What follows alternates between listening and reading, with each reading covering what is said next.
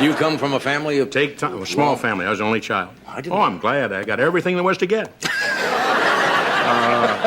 No rivalry? Not a lot either. No rivalry. No, I fought an attorney, killed him on the spot. Jonathan Winters could take the most ordinary question anyone ever asked him and flip it into something no one prepped for. I had high tops. Remember high tops? Sure. You remember that. If you lived in the Middle West or the East, or maybe they were sent to you in the South, you know. They were high tops. A lot of the people are laughing because they were children or weren't even born. But they were high tops and usually had a knife in your boot so you could kill a guy in the fourth wheel. This is Jonathan Winters at his absolute funniest. The problem when eating with his wife. How about pumpkin pie? Another great holiday treat? I'm not big on pumpkin pie. I Not see. so far. I wouldn't pass on it, you know, if it was the only thing on the table. But I tell you exactly what I like. It's kind of simple. I love mashed potatoes. You shouldn't have those, you know, unless you're got a 12 waist. But I love mashed potatoes. A lot of gravy. Oh. I like to get right to the turkey, and if you don't, it's gone just like that. That's the thing to me. I like to eat around 1:30. And, of course, that's a joke because it's always, we'll eat just when I get ready for it. It's Mrs. Winters. I don't know her very well. Very lovely lady, and I shouldn't kid about her. She has every cent I've got. I love you, sweetheart. I never kid about you. But she always says, look, you can live off what's in front of you. I said I could always put the pillow over you at night. You know? A simple mealtime complaint starts sounding tense when Winters simply decides the food in front of him isn't enough. Winters on playing hooky. Always one of those guys, and bless his heart, he was a very bright student. He was the brightest guy in our class. I always remember that. He was pages and pages ahead of everybody, and I was pages and pages behind everybody. Many days, I remember, it seemed like I was sick a great deal of the time because I wanted to be. And on warm, sunny days, I always had a cold. And Mother, I shouldn't go. And she'd grab me like this, you know, and place me on the bicycle. Ow. And, right to school. Right to school. A lot of times I roller skated. That was fun. Remember roller skating? Sure. Yeah. Roller skated and rode the bicycle. Walked, ran. Happy childhood, though. Happy. Yeah. Oh, yes. Fairly happy. Yeah. Yeah, I was broke a lot of, you know. That's not fun when you're broke all the time. That's right. But I would lay for people in bushes and... Only a comic like Jonathan could portray his mother's harsh treatment of him when trying to skip school in a way that's both innocent and hilarious. Where he found his dog? Kidding. It's a little... Is that the only pet you have little around the project. Yeah, well, we have a cat and a dog now. We lost a couple of pets. But our dog, yes, we have a small dog who's just a cur. About 25, 35-cent dog. Very, very pleasant. It has about a 35-cent bark, you know. Did you pick him up at the pound or just... No, we didn't pick him up at the pound. We found him on a porch. And just like this, you know. Walked up, picked the dog up, waved at the people in the house. And put the dog. He didn't seem to care, so drove off. But it was an older couple, and I just don't think they wanted any trouble. Yeah. A straightforward question about where the pet came from produces an entire constructed backstory that treats the dog's arrival like the opening chapter of a narrative nobody asked for. The zoo joke cracks up Johnny Carson. You ever miss those days?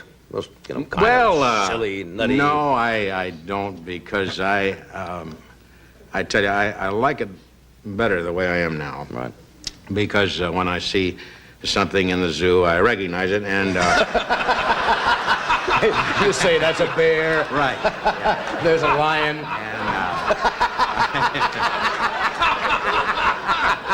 so It's nice to know the animals. Right. Nice to know the animals. So I, you know,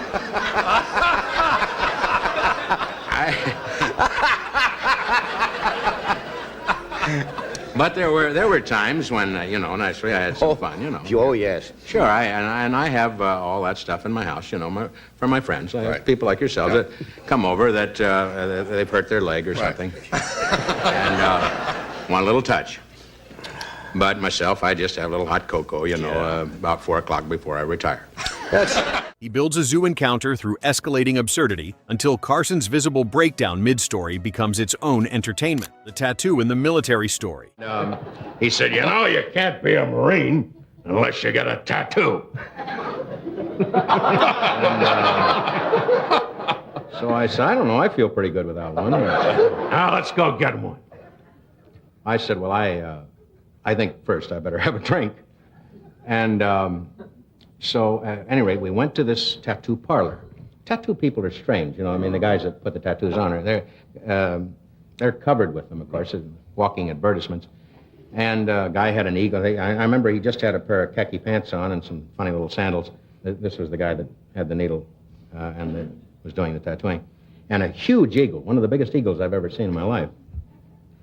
And had the head of a human being. And that's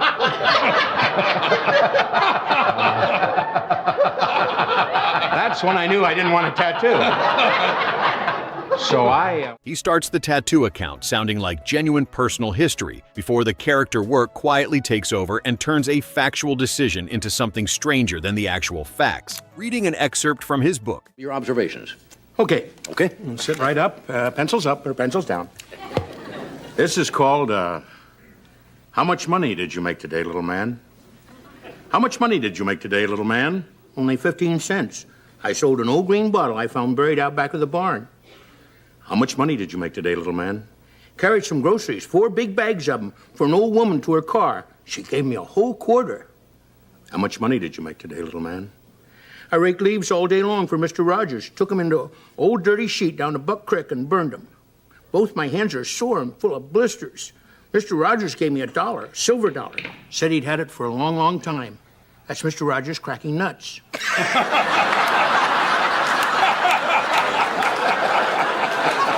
Either that or the fireplace is on fire.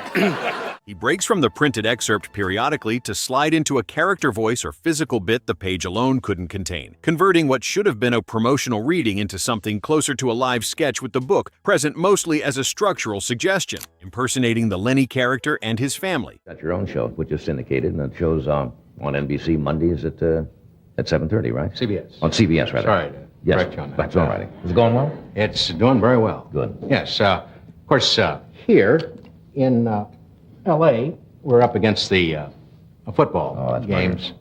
So they're about 2,000 points ahead of us.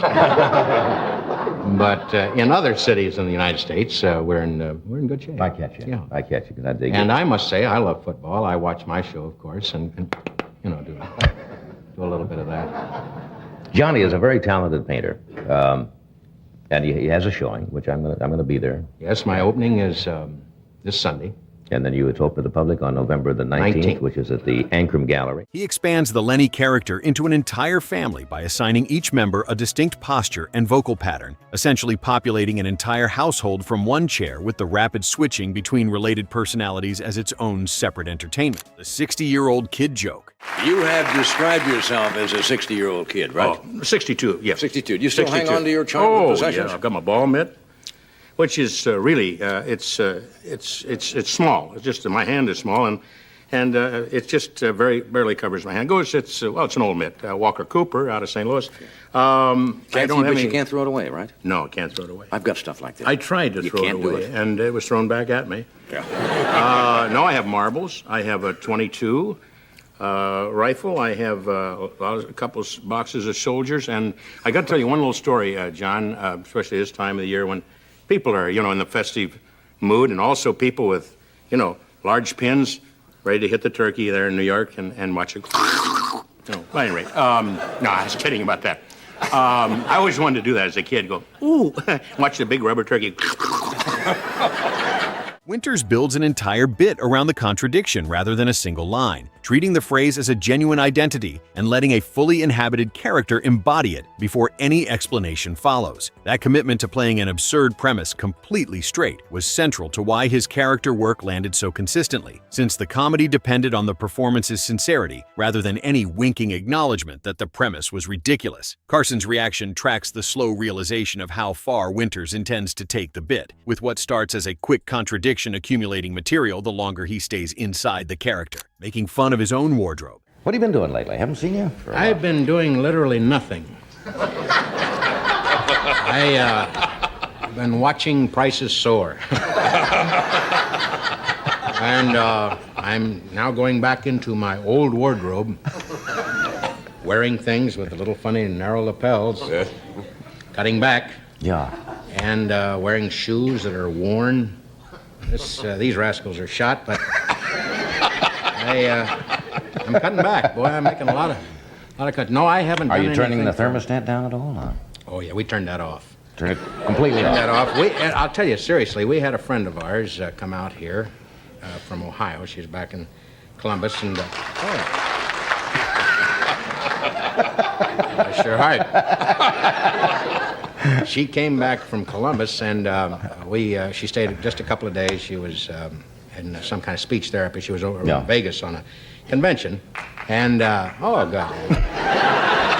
He exaggerates a specific visual detail about the outfit rather than filing a vague complaint about his fashion sense. And Carson's visible reaction adds another layer before Winters has finished the first sentence, since a host responding to something genuinely strange about a guest's appearance provides structural support. The joke definitely benefited from Jonathan's take on the first Thanksgiving. They kid a lot. Yeah, let's go back to the very first Thanksgiving. Oh. Very first one. Okay. How do you manage it was as a pilgrim? I mean, Well, you have to realize at that time, which I don't think a lot of people do because so many years have passed, they were basically from England, downtown London.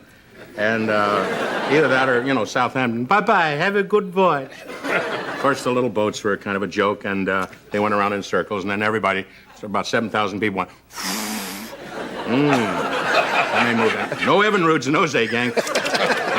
Winters narrates the event through character voices rather than a historical account, letting the mismatch between his invented personas and the actual history do the comedic work, with the absurdity building the further the retelling drifts from anything resembling the version most people encountered in a grade school classroom. Carson's amusement grows visibly as the Thanksgiving story accumulates details no historical record could confirm, and Winters apparently told Carson's production team that reimagining scenes everyone already knew was actually harder than inventing original premises from nothing, since the audience's established expectations created a standard the invented version had to depart from specifically enough to justify the departure, joking about why no one eats fruitcake. you have another thing that is one of my hang-ups is our Christmas fruitcakes. Yeah. I have a theory, I can't prove it, that there is only one fruitcake in the whole world, and people keep passing it along. Nobody ever eats the damn thing, and it shows up years later and somebody gives it to somebody else. What is the... I almost said that word, but what is the stuff that